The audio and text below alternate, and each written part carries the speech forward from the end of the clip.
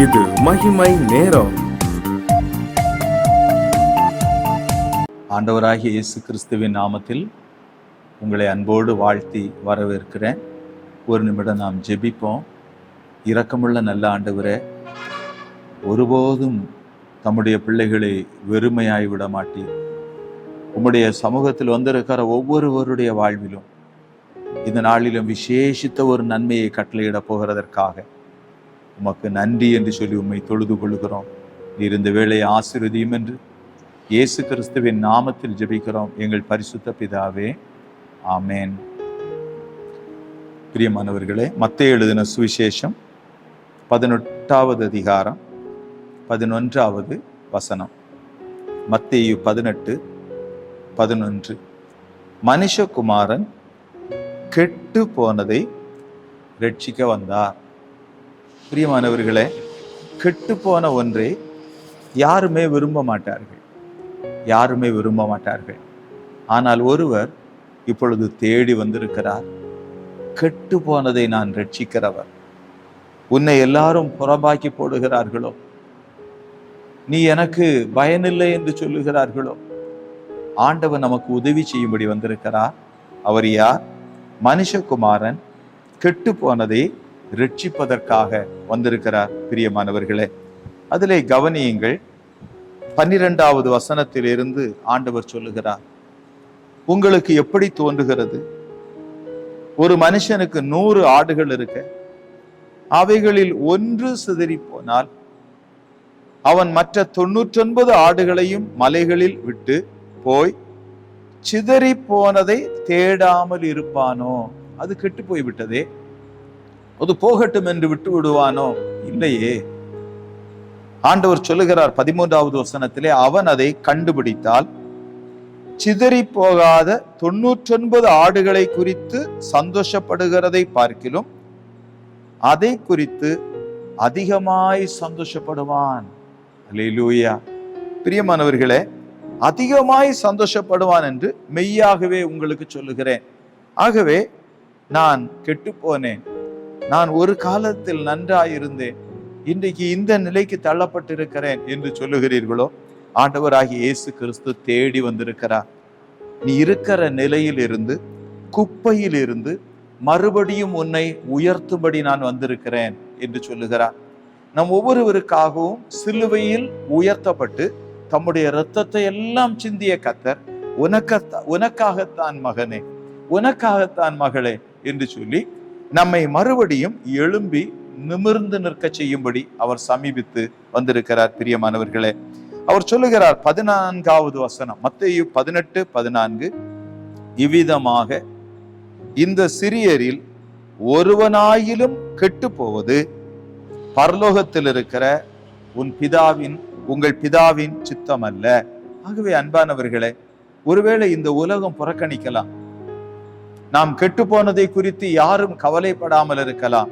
ஆனால் கவலைப்படுகிற ஒருவர் இருக்கிறார். நம்மளுடைய பரமபிதா நமக்காக கவலைப்படுகிறார்.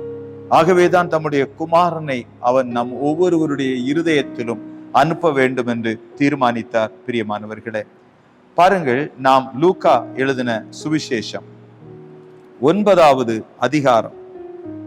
இங்கு ஆண்டவராகிய இயேசு கிறிஸ்துவினிடத்திலே அவருடைய சீடர்கள் ஒரு அனுமதி கேட்கிறதை நாம் படிக்கிறோம். லூக்கா எழுதின சுவிசேஷம் 9வது அதிகாரம் 53வது வசனத்திலிருந்து நான் படிக்கிறேன். அவர் எருசலேமுக்கு போக நோக்கமாயிருந்தபடியினால் அவ்வூரார் அவரை ஏற்றுக்கொள்ளவில்லை. அவருடைய சீஷராகிய யாக்கோபும் யோவானும் அதை கண்டபோது, ஆண்டவரே, எலியா செய்தது போல வானத்திலிருந்து அக்கினி இறங்கி இவர்களை அழிக்கும்படி நாங்கள் கட்டளையிட உமக்கு சித்தமா என்று கேட்டார்கள். அவர் திரும்பி பார்த்து, நீங்கள் இன்ன ஆவியுள்ளவர்கள் என்பதை அறியீர்கள் என்று அதட்டி, மனுஷகுமாரன் மனுஷருடைய ஜீவனை அழிக்கிறதற்கல்ல, ரட்சிக்கிறதற்கே வந்தார் என்றார். பிரியமானவர்களே, இயேசு கிறிஸ்து எதற்காக வந்திருக்கிறார்? மனுஷருடைய ஜீவனை அழிக்கிறதற்கல்ல, அது போகட்டும் என்று விடுவதற்கல்ல, அவர் நம்மை ரட்சிப்பதற்காகவே வந்திருக்கிறார். லூக்கா எழுதின சுவிசேஷம் 15வது அதிகாரத்தில் ஆண்டவர் சொல்லுகிற காரியத்தை சற்று கவனியுங்கள். 3 காரியத்தை சொல்லுகிறார். முதலாவது 7வது வசனத்திலே மனந்திரும்ப அவசியம் இல்லாத 99 நீதிமான்களை குறித்து சந்தோஷம் உண்டாகிறதை பார்க்கிலும் மனம் திரும்புகிற ஒரே பாவி நிமித்தம் பரலோகத்தில் மிகுந்த சந்தோஷம் உண்டாயிருக்கும். 100ல் 1 ஒரு பாவி, ஒருவன் கெட்டு போன ஒருவனை ஆண்டவர் தூக்கிவிட்டால் பரலோகத்தில் அவ்வளவு பெரிய சந்தோஷம். மறுபடியும் பாருங்கள், 2வது ஒரு காரியத்தை அங்கு சொல்லுகிறார். 8, 9, 10 லூக்கா 15வது அதிகாரத்தில் படிக்கும் போது, அன்றியும் ஒரு ஸ்திரீ 10 வெள்ளிக்காசை உடையவளாய் இருந்து அதில் ஒரு வெள்ளிக்காசு காணாமல் போனால் விளக்கை கொளுத்தி வீட்டை பெருக்கி அதை கண்டுபிடிக்கும் அளவும் ஜாக்கிரதையாய் தேடாமல் இருப்பாளோ? கண்டுபிடித்த பின்பு தன் சிநேகிதிகளையும் அயல் வீட்டுக்காரிகளையும் கூட வரவழைத்து, காணாமற் போன வெள்ளிக்காசை கண்டுபிடித்தேன், என்னோடு கூட சந்தோஷப்படுங்கள் என்பாள் அல்லவா? பிரியமானவர்களை, போகட்டும் என்று விடுவதில்லை. இங்கு 10ல் 1. இந்த 10ல் 1 இருந்தால் கூட ஆண்டவர் விடவில்லை. அதன் மேல் எவ்வளவு கரிசனையாக இருக்கிறார். அதை ஆண்டவர் தேடுகிறார். மனுஷகுமாரன் கெட்டு போனதை ரட்சிப்பதற்கு வந்திருக்கிறார். அவர் நம்மை தேடுகிறார். பிரியமானவர்களே, இன்னும் பாருங்கள், லூக்கா 15:24 2 குமாரர்களில் ஒருவன் காணாமற் போனவன், தகப்பனை விட்டு தூரமாய் போனவன், அவன் திருப்பி வந்தபோது என்ன நடக்கிறது பாருங்கள்.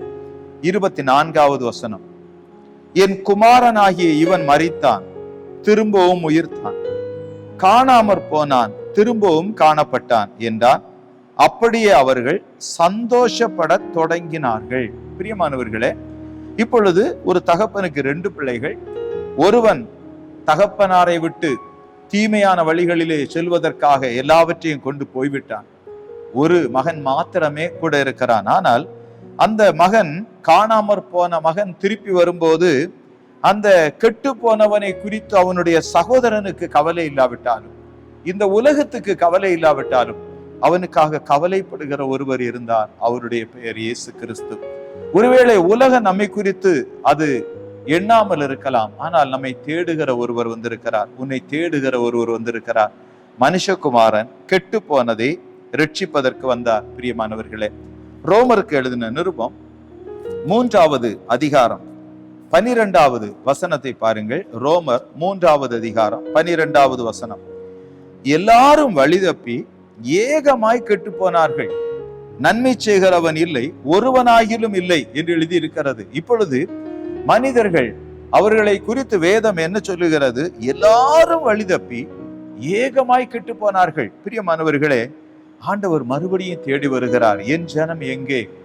ஏனென்றால் ஆண்டவர் கெட்டு போனதை ரட்சிப்பதற்கு வந்திருக்கிறார். பிரியமானவர்களே, ஆண்டவருடைய வார்த்தையை பாருங்கள். உபாகமத்தின் புத்தகம் 12வது அதிகாரம் 8வது வசனத்தை நாம் படிக்கும் போது, ஏன் எல்லாரும் வழி விலகி போக காரணம் என்ன? இங்கே இந்நாளில் நாம் அவனவன் தன் தன் பார்வைக்கு சரியானதையெல்லாம் செய்கிறது போல நீங்கள் செய்யாதிருப்பீர்களாக. இதுதான் அதற்கு காரணம். ஏனென்றால் ஒவ்வொருவரும் தன் தன் பார்வைக்கு சரியானதை எல்லாம் செய்கிறார்கள். ஆண்டவருடைய சித்தத்தை அறியாததினால் அவர்கள் கெட்டு போனார்கள். ஆனால் அவர்களை தேடி கர்த்தர் வந்திருக்கிறார்.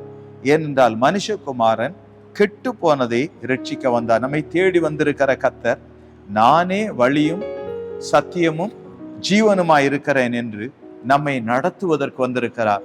நம்மை மேன்மையாக உயர்த்தும்படி வந்திருக்கிறார். அவருடைய சமூகத்துல நம்மை அர்ப்பணிப்போமா? இரக்கமுள்ள எங்கள் நல்ல ஆண்டவரே, நாங்கள் உம்மை பார்க்கிறோம். ஆண்டவரே, யாராக இருந்தாலும் சரி, ஐயோ என்னுடைய வாழ்வில் இத்தனை பரிதாப நிலைமையில் வந்துவிட்டேனே என்று யார் கவலைப்பட்டாலும், ஆண்டவராகிய இயேசு கிறிஸ்து, கலங்காதே மகனே, கலங்காதே மகளே, கெட்டு போனதை ரட்சிக்கும்படி வந்தவர் நான். உனக்கு உதவி செய்வதற்காகவே வந்திருக்கிறேன். குப்பையிலிருந்து உன்னை உயர்த்தி ராஜாக்களோடும் அதிபதிகளோடும் உட்கார பண்ணும்படி நான் வந்திருக்கிறேன். இந்த காரியத்தை நான் செய்வேன் என்று ஆண்டவராகிய இயேசு கிறிஸ்து சொல்லுகிறபடியினால் நன்றி சொல்லி ஒவ்வொருவரையும் உம்முடைய சமூகத்தில் ஆசீர்வதித்து ஜெபிக்கிறேன் ஜீவனுள்ள தகப்பனே. ஆமேன், ஆமேன்.